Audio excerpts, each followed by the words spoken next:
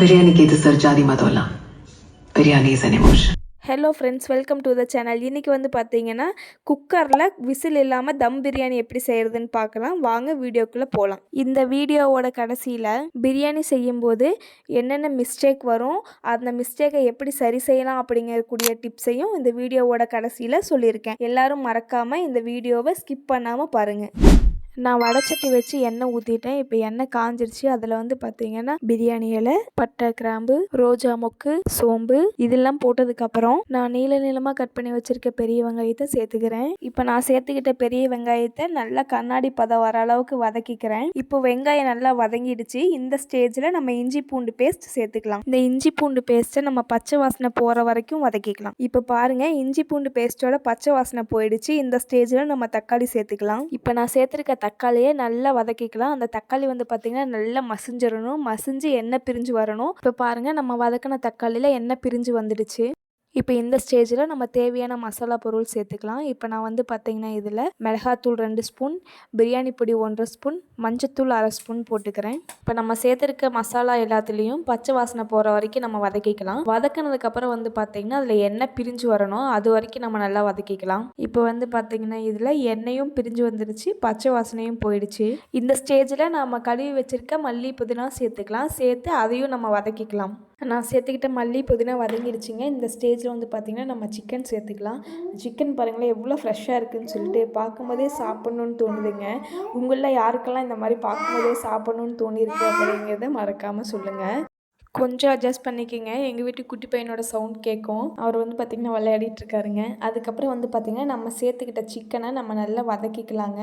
நல்லா வதக்கி விட்டுட்டு எண்ணெய் பிரிஞ்சு வந்துடுச்சிங்க. இப்போ இந்த ஸ்டேஜில் நம்ம உப்பு சேர்த்து மறுபடியும் நல்லா வதக்கி விட்டுக்கலாங்க. இப்போ பிரியாணிக்கு வந்து பார்த்திங்கன்னா நம்ம தண்ணி சேர்த்துக்கலாங்க. இப்போ இந்த டம்ளரில் நான் 2 டம்ளர் அரிசி எடுத்துருக்கேங்க. அதனால் 1க்கு 1.5 அளவில் 3 டம்ளர் தண்ணி சேர்த்துக்க போகிறேங்க. எப்போதுமே பிரியாணிக்கு நீங்களும் 1க்கு 1.5 ரேஷியோவில் சேர்த்துக்கிட்டீங்க அப்படின்னா பிரியாணி வந்து பார்த்திங்கன்னா நல்லா உதிரியாக வருங்க.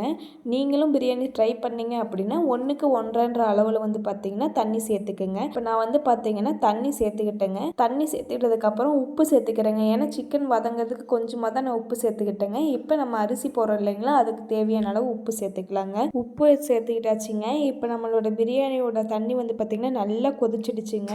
இந்த ஸ்டேஜில் நம்ம கழுவி ஊற வச்சுருக்க அரிசியை வந்து சேர்த்துக்கலாங்க. நான் வந்து பார்த்திங்கன்னா இன்றைக்கி பாஸ்மதி ரைஸ் தான் எடுத்திருக்கேங்க. உங்களுக்கு எந்த அரிசி வேணுமோ அந்த அரிசி நீங்கள் எடுத்துக்கோங்க. இப்போ நம்ம இதில் வந்து அரிசி சேர்த்துக்கிட்டாச்சு இல்லைங்களா, ஒரு கலக்கி விட்டுட்டு உப்பெல்லாம் கரெக்டாக இருக்கான்னு பார்த்துட்டேங்க. இதை நல்லா கொதிக்க வச்சிடலாங்க. இப்போ வந்து பார்த்திங்கன்னா நல்லா கொதிச்சு தண்ணி வந்து பார்த்திங்கன்னா ஃபுல்லாக ட்ரை ஆகிடுச்சிங்க. இந்த ஸ்டேஜில் வந்து பார்த்திங்கன்னா நான் தம் போட்டுக்க போகிறேங்க. இந்த ஸ்டேஜில் வந்து நம்மளோட பிரியாணிக்கு நம்ம தம் போட்டுக்கலாங்க. வாழை இலை இல்லாமையும் தம் போடலாங்க. நான் வந்து பார்த்திங்கன்னா இன்றைக்கி ஃபஸ்ட் டைம் வாழை இலை வச்சு தம் போடலான்னு சொல்லிட்டு வாழை இலை வாங்கிட்டு வந்திருக்கேங்க.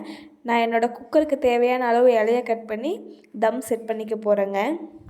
இப்போ எனக்கு தேவையான அளவு வாழை இலையை நான் கட் பண்ணிட்டேங்க. அதை வந்து வச்சு நான் தம் போட்டுக்கிறேங்க.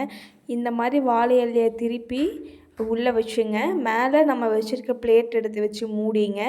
அது மேலே ஒரு வெயிட் வச்சுட்டா அவ்வளோதாங்க, நம்ம தம் போட்டாச்சுங்க. இந்த மாதிரி தான் தம் போடணுங்க. நீங்களும் இந்த மாதிரி வீட்டில் தம் போட்டிருந்தீங்க அப்படின்னா சொல்லுங்கள். இல்லை வேறு ஏதாவது மெத்தடில் தம் போடலாம் அப்படின்னாலும் அதையும் எனக்கு சொல்லுங்கள், நான் ட்ரை பண்ணுறேங்க. இப்போ நான் இதில் வெயிட்டை தூக்கி வச்சு என்னோடய தம் ப்ராசஸை முடிச்சுக்கிறேங்க. இப்போ நான் தம் போட்டு 15 நிமிஷம் ஆயிடுச்சுங்க. இப்போ நம்மளோட தம்மை ஓப்பன் பண்ணி பார்க்கலாங்க. ஓப்பன் பண்ணி பார்த்தா இந்த மாதிரி இருக்குங்க. இப்போ நம்மளோட வாழை இலையை ரிமூவ் பண்ணிவிட்டு நம்ம பிரியாணி எப்படி வந்திருக்குன்னு பார்க்கலாங்க. பாருங்களேன், பிரியாணி சூப்பராக வந்திருக்கு.